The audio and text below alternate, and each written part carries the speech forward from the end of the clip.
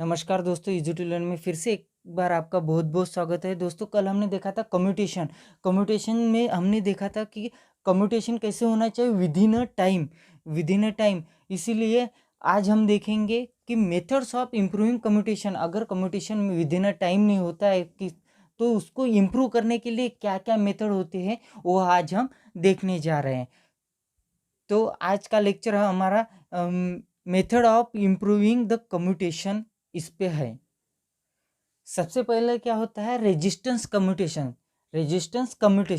अब देखिए, resistance commutation जैसे मैं हमेशा आपको उसके टॉपिक के हेडिंग के नाम से ही बताता हूँ कि उसके नाम में कुछ ना कुछ छुपा होता है उसका। तो देखिए, रेजिस्टेंस कम्यूटेशन कम्यूटेशन हमें इंक्रीज करना है किसकी वजह से? रेजिस्टेंस की वजह से। देखिए, हमारे पास दो टाइप के ब्रशेस होते हैं। एक होता है कार्बन ब्रश, और दूसरा होता है कॉपर ब्रश, जिसको हम CU से डिनोट करते हैं, कॉपर ब्रश। ठीक है, अब देखिए इनमें से किसका रेजिस्टेंस ज़्यादा है, किसका रेजिस्टेंस कम है? कार्बन का रेजिस्टेंस ज़्यादा है, ठीक है, और कॉपर का रेजिस्टेंस बहुत ही कम कार्बन कार्बन के मुकाबले में। तो हम क्या करते हैं, कॉपर ब्रशेस को जो है कॉपर ब्रशेस को कार्बन ब्रशेस से रिप्लेस कर देते हैं। यानी कि कॉपर ब्रशेस की जगह पे हम कार्बन ब्रशेस लगा दीजिए। इससे क्या होता है, हमारा रेजिस्टेंस जो होता है वो बढ़ जाता है। अगर रेजिस्टेंस बढ़ गया तो वो रेजिस्टेंस हमारे मोटर में करंट कलेक्टर ब्रशेस के इसमें ब्रशेस जब करंट कलेक्ट करते हैं कम्यूटेटर से, तो उसमें रेजिस्टेंस ब्रशेस में रेजिस्टेंस ज़्यादा होने की वजह से स्पार्क प्रोड्यूस नहीं होता।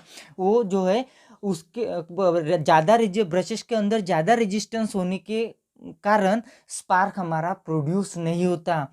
स्पार्क प्रोड्यूस नहीं होंगे तो लेस लॉसेस होंगे, यानी कि कम्यूटेशन जो है वो विदिन ए टाइम ही होगा। अगर स्पार्क प्रोड्यूस नहीं होगा, होगा लेकिन बहुत बहुत ही कम होगा। इतना होगा कि वो टाइम के अंदर अंदर ही रहेगा। स्पार्क प्रोड्यूस नहीं होगा तो वो जो एक्सेस करंट है, वो करंट जो है वो वाइंडिंग में से फ्लो करने को वो फोर्स करेगा। इसका मतलब जो कम्यूटेशन है वो हमारा इम्प्रूव हो जाएगा, क्योंकि स्पार्क प्रोड्यूस नहीं होगा, एक्सेस करंट वाइंडिंग में से ही फ्लो करने के लिए वो फोर्स करेगा कार्बन ब्रशेस। इसीलिए हम रेजिस्टेंस कम्यूटेशन इस्तेमाल करते हैं। इसका मतलब क्या करते हैं, कार्बन ब्रशेस की जगह पहले हम कॉपर ब्रशेस इस्तेमाल करते थे, कॉपर के ब्रशेस, कॉपर मेटल से बनी हुए ब्रशेस। लेकिन आज ज़्यादातर मोटर में कार्बन ब्रशेस ही इस्तेमाल होते हैं। क्यों? इसका यही रीज़न है कि कम्यूटेशन को इम्प्रूव करने के लिए मदद मिलती है कार्बन ब्रशेस से। ठीक है, चलो ये कुछ पॉइंट लिख के दिए, ये पढ़ लेते हैं।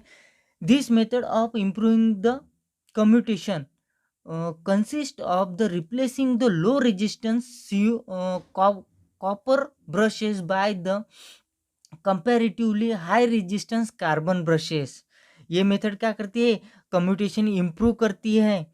और इसमें हम क्या करते हैं, इस मेथड में क्या करते हैं, लो रेजिस्टेंस वाले जो कॉपर ब्रशेस होते हैं उसको रिप्लेस करते हैं हम किससे? हाई रेजिस्टेंस कार्बन ब्रशेस से। हाई रेजिस्टेंस कार्बन ब्रशेस से। The increased resistance will not be encourage the sparking। जो बढ़ा हुआ कार्बन का रेजिस्टेंस क्या होता है, high.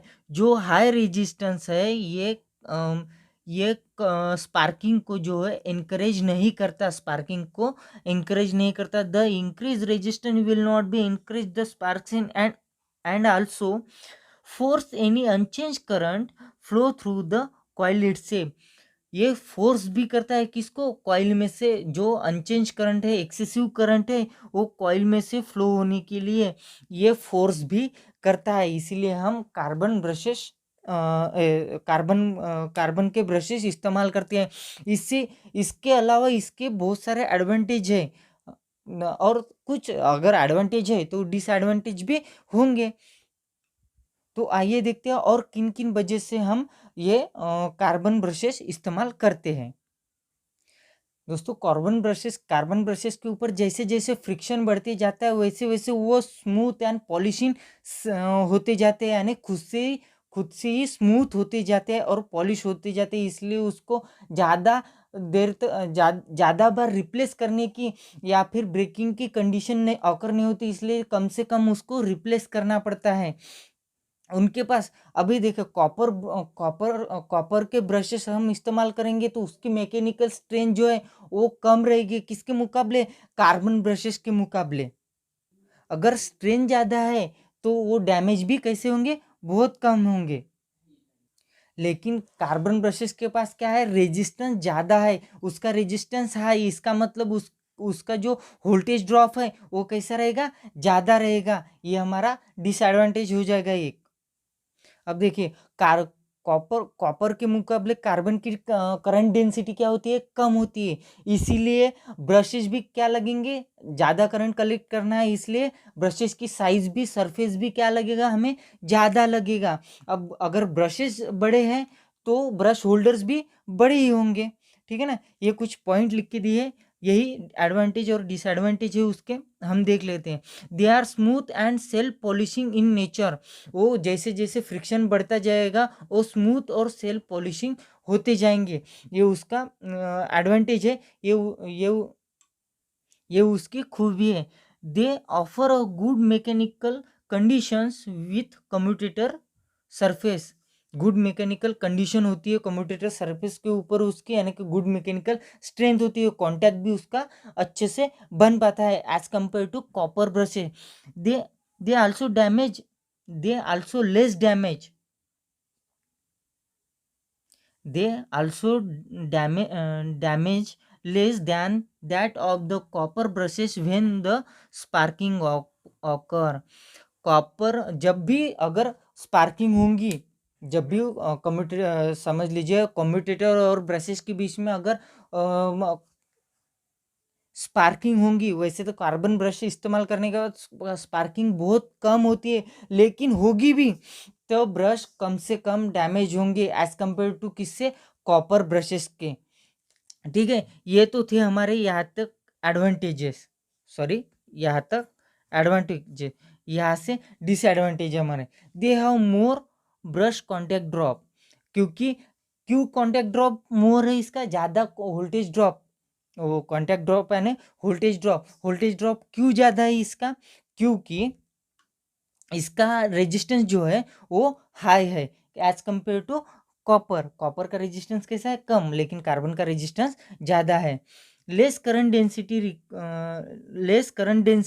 Requires the large brushes and the brush holders. क्योंकि अगर कार्बन की करंट डेंसिटी जो होती है वो कम होती है एज कंपेयर टू किससे? कॉपर से इसीलिए ज़्यादा करंट कलेक्ट करने के लिए एरिया भी ज़्यादा लगेगा और ब्रश का एरिया बढ़ जाएगा, तो ब्रश होल्डर्स का भी एरिया बढ़ जाएगा। एक मेथड है और दूसरी हमारी ये मेथड है ईएमएफ कम्यूटेशन। ईएमएफ कम्यूटेशन में क्या होता है? किसी ना किसी तरह से हम रिवर्स वोल्टेज जनरेट करते हैं, रिवर्स वोल्टेज प्रोड्यूस करते हैं, जिससे रिएक्टेंस वोल्टेज हमारा न्यूट्रलाइज हो जाता है, इससे कम्यूटेशन इम्प्रूव हो जाती है। ठीक है, अब देखिए ईएमएफ रिवर्स ईएमएफ प्रोड्यूस करने के दो तरीके हैं। पहला, either by giving the brushes a forward lead sufficient enough to bring the short circuit coil under the influence of the next pole of the opposite polarity। एक तो हम brush को शिफ्ट करके, ये जो है ये तरीका पहले इस्तेमाल होता था, लेकिन अब हम ब्रश शिफ्ट नहीं करते हैं। पहले के ज़माने में होता था, जब इससे पहले, आज के ज़माने से पहले जब मोटर होती थी उसमें ब्रश शिफ्ट वाला सिस्टम होता था, लेकिन आज नहीं होता है, आज हमें देखने को नहीं मिलता है। लेकिन ये भी एक तरीका है कि ब्रश शिफ्ट करके भी हम कम्यूटेशन इम्प्रूव कर सकते हैं। ठीक है, और दूसरा तरीका है using interpole. Using interpole. Interpole यानी क्या होता है, हमारे मेन जो पोल है उसके हर मेन पोल के बीच में एक पोल लगा दे ताकि वो रिवर्स वोल्टेज जनरेट कर सके, न्यूट्रलाइज वोल्टेज जनरेट कर सके, रिएक्टेंस वोल्टेज। इसीलिए हर पोल के बीच में हम एक इंटरपोल लगाते हैं। तो ये पूरा इंटरपोल टॉपिक हम कल देखेंगे। इससे आपको ध्यान में आ जाएगा कि कम्यूटेशन कैसे इम्प्रूव हो जाता है। तो कल का लेक्चर हम इंटरपोल से स्टार्ट कर देंगे। ठीक है, तो आज के लिए बस इतना ही। धन्यवाद।